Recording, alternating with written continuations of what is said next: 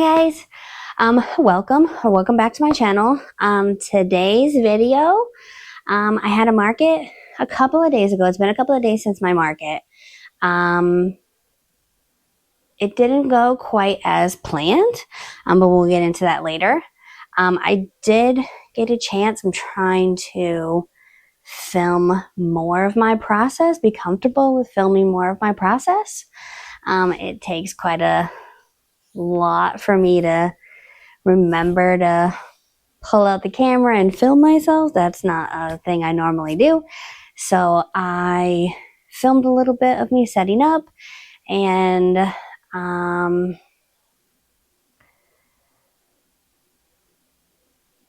brain stopped. How it looked when I was all set up and ready to go. I was really excited for this market when it started. I did this market last year and I did really well at it, and so I was really excited to go back and do one that I had done already. It's in a little town, like an hour south of here, of where I live, and it's at a little airport. It's cute. People come and trick-or-treat at the people's airplanes, and it's super cute. This year they had the Headless Horseman, and I wasn't sure if they were going to have him like run around. I was like, that might be hard on the horse's feet because it's an airport. But they kept him off in a little grassy area.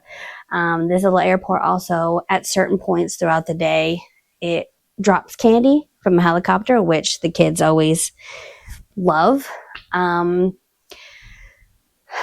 yeah, I'll show you my setup and stuff, and then we'll talk about the market.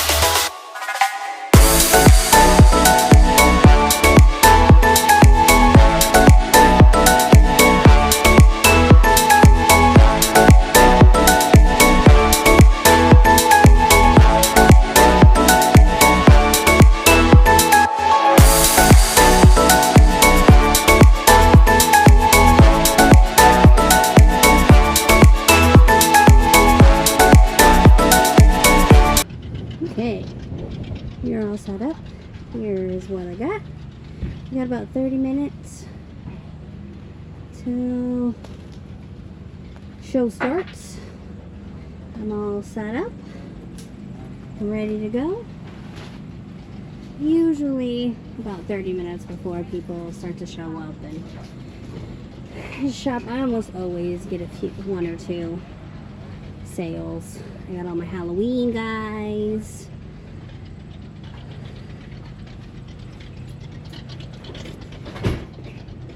We're super excited.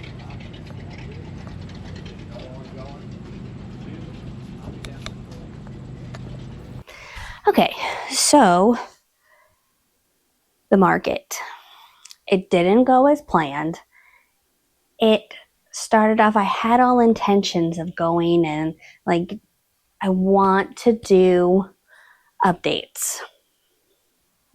I want to do updates throughout my markets. This was a shorter market, so I wasn't sure how much of that I'd be able to do. That being said, it was a good hour and a half before I made my first sale. And if you do markets, that is a really, really big downer. I go to markets. I'm starting to do more and more, trying to come out of my comfort zone. And my goal, I have big goals for the future for markets. I want to do at least once a month. I know there are several people who do several a month. The list I made for next year has a couple of months where there's 2, and that is like, that's humongous for me and makes me a little nervous. But I realized after doing markets this year, I can make enough inventory. And that's the real fear of doing these markets, is can I make enough? And I'm lucky enough, I'm a stay-at-home mom, I homeschool my kids, so I can make a lot of plushies. I am on the slower side, but I enjoy it, so it's pretty much all my free time is I'm just making plushies all the time. Usually when I go to markets, I'm sorry, I ramble. Now I've lost my train of thought. Yep. Off to a great start. Usually at markets, so once you're done setting up, kind of walk around and look at other vendors. Other vendors come look at my booth, and I usually get 1 or 2 sales from that. Plus, there's usually 1 or 2 people who come into the event early, and so I usually make a sale or 2, if not right at opening. And I have a pretty steady thing, and so I kind of got spoiled by my other markets, and I got used to that. And this one, like I said, it was a good hour and a half. And so the table fee was only like $45, which around here is on the lower side. So I wouldn't have been out a whole lot of money. I didn't have to sell a whole lot of things to get table fee, but it's discouraging to go almost half, because it was only a 4-hour thing. So to go almost halfway through the thing without a single sale was very discouraging. And I'd kind of put myself like in a, well, this sucks mood. And I was trying really hard to bring myself out of it. So the first candy drop, the event is from 10 to 2, and the first candy drop is at 11, and then the last candy drop is at 1. So they have it set up, so it's an hour after and an hour before it's done, right? So the first candy drop, my husband took the kids, because I take the kids because of the candy drop and the trick-or-treating and stuff like that. Although my kids are older and they're not so much into the trick-or-treating thing anymore, but they went over to watch the helicopter drop the candy, because that's cool. And after everybody had gotten their candy from the helicopter drop, then I kind of got a rush of people. And so that was the hour and a half. Once they made their way back over to me and back to the vendors and everything, I started making a few sales. Most of the sales I made were very small items. So I have, let me see, hang on if I can find them. I make, along with my plushies, I make the clickies and the little 3D printed things, as well as my daughter, I do have one of hers, makes the stickers. And so I sold a bunch of those type of items. So the single clickies are $5. I make little mini ones and they're 3 for $5, and my daughter's stickers are $2, or you could get 3 for $5 type of deal. And so a good portion of my list, I always write down what I sell just so it's easier to know what I need to remake. And so out of the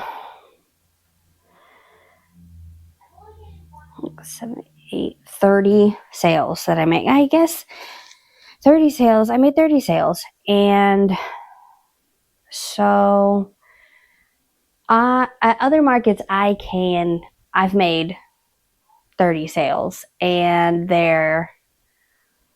people are buying the higher priced items, and so it adds up to more. 20 of those were the fidgets, and that wouldn't have been so bad, except I only 6 sales were plushies. And so they're only like 20. They were the smaller price items, like I call them my quick makes, because I can make them within an hour and stuff like that. And so I sell them for like 20. I only sold 6 of those. And